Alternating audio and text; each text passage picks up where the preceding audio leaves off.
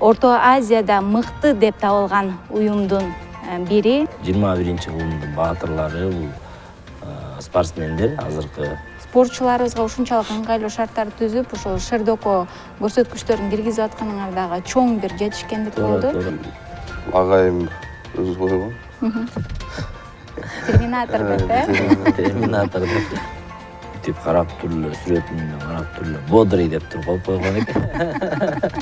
Чыныгы профессионал спортсмен бул эң акылдуу адам. Бул экономист дагы, бул математик дагы, бул физик дагы болот. Психолог да бүт жагынан болуш керек. Анткени сен каждый сантиметрди эсептегенди билишиң керек. Каждый адамдын психологиясын билишиң керек, физиканы билишиң керек, математиканы билишиң керек.